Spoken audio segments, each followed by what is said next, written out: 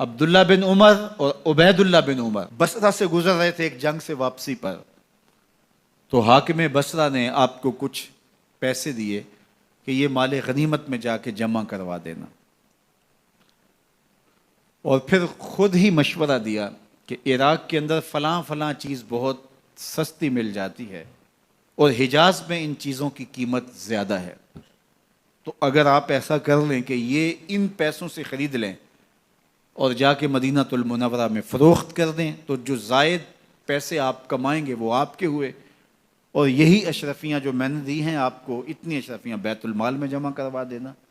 تم نے محنت کی ہوگی، تجارت کی ہوگی، تو جتنے بچیں گے وہ آپ کے ہوں گے۔ تو انہوں نے کہا بہت اچھا، وہاں سے مال خرید لیا، مدینہ المنورہ میں آ کے بیچ دیا۔ جتنی اشرفیاں انہوں نے وہاں سے دی تھی بیت المال کے لیے، اتنی بیت المال میں جمع کروا دی۔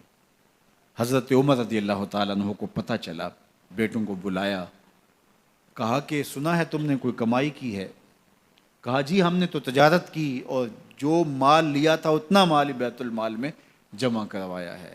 کہا تم بیت المال کے پیسوں پر کمائی کی ہے، وہ پیسے بھی تمہیں بیت المال میں جمع کروانے پڑیں گے۔ یہ عمر ہیں رضی اللہ تعالیٰ عنہ۔ رومی شہنشاہ کی بیوی سلام بھیجتی ہے حضرت عمر رضی اللہ تعالیٰ عنہ کی اہلیہ کو، تو وہ 1 دینار ادھار لے کر کے اس کا عطر خریدتی ہیں اور شیشیوں میں ڈال کر کے ان کو بھیجتی ہیں کہ چلو ایک رواداری کا اچھا ثبوت فراہم کیا جائے۔ تو وہ واپسی پر انہی شیشیوں کے اندر قیمتی موتی بھر کے بیچتی ہیں، جواہرات بھر کے بیچتی ہیں۔ حضرت عمر رضی اللہ تعالیٰ عنہ فرماتے ہیں لاؤ یہ سارے جواہرات، سب کو فروخت کرتے ہیں، 1 دینار اس کو دیتے ہیں، باقی بیت المال میں جمع کر دیتے ہیں۔ تو جب اپنی زندگی اتنی محتاط ہوگی، اتنی خوبصورت ہوگی، تو پھر کس طرح کوئی گورنر زیادتی کر سکتا ہے؟ تو حضرت سیدنا عمر رضی اللہ تعالیٰ عنہ نے اپنا طرز زندگی اور انداز معاشرت اتنا سادہ اور اتنا خوبصورت رکھا کہ اس کے مطابق تمام گورنروں کو ڈھالنے کی تلقین کی۔ آپ جب بھی کسی شخص کو بطور گورنر اس کا تعین کرتے تو اس کو یہ نصیحتیں کرتے، ایک ترکی گھوڑے پہ سوار نہیں ہوں گے، باریک کپڑا نہیں پہنیں گے، اور انچھنے آٹے کی روٹی کھائیں گے، مکان کا دروازہ نہیں لگائیں گے، کوئی حاجب نہیں رکھیں گے، چوکیدار نہیں رکھیں گے، بواب نہیں رکھیں گے، جو تمہارے تک پہنچنا چاہے ڈائریکٹ پہنچ جائے۔ اللہ اکبر۔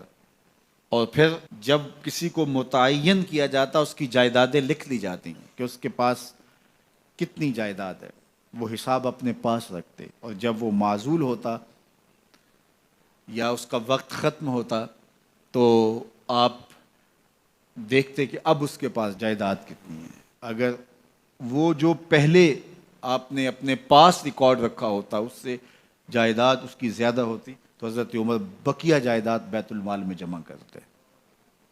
اللہ اکبر۔ اور یہ کیسے تھا؟ گورنر بول نہیں سکتا تھا، اس لیے کہ حضرت عمر کی اپنی بود و باش بھی اسی طرح کی تھی، اپنا طرز زندگی بھی اسی طرح کا تھا۔ مال غنیمت میں بہت ساری چادریں آتی ہیں جو سب کو تقسیم کر دی جاتی ہیں۔ خطبہ جمعہ دینے کے لیے آئے تو ایک شخص کھڑا ہو گیا، عمر خطبہ بعد میں سنیں گے، پہلے یہ بتائیں کہ یہ جو تم نے قمیض پہنی ہے یہ کہاں سے آئی؟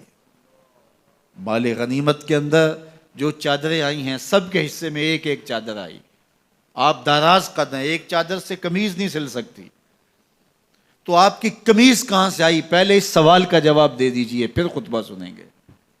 اللہ اکبر۔ آپ کے بیٹے کھڑے ہوتے ہیں، کہا ایک چادر سے میرے باپ کی قمیض نہیں بنتی تھی، میں نے اپنے حصے کی چادر بھی اپنے باپ کو پیش کی ہے۔ اس نے کہا اب سناؤ، اور ہم سنتے ہیں۔ یہ ہے حضرت عمر رضی اللہ تعالیٰ عنہ کی اپنی ذاتی زندگی۔ ایاز بن غنم کے بارے میں یہ پتہ چلتا ہے کہ وہ موٹے کپڑے نہیں باریک کپڑے پہنتا ہے۔ اس نے گھر کے دروازے پر بواب بھی رکھا ہوا ہے، چوکیدار بھی رکھا ہوا ہے۔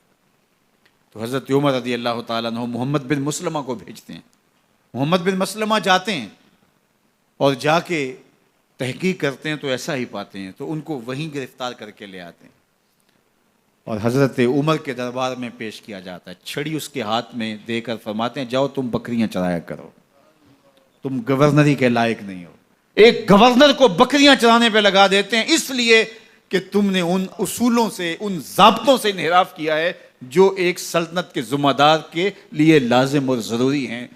دور موجود کے حکمرانوں کو، چاہے وہ عرب کے حکمران ہوں چاہے وہ عجم کے حکمران ہوں، اگر وہ